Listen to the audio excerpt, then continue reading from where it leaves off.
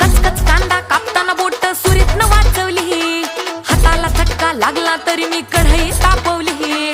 कचकच कांदा कापताना बोट सुरीतनं वाचवली, हाताला चटका लागला तरी मी कढई तापवली. तुमच्यासाठी स्पेशल केवढं बाय मी सोसल.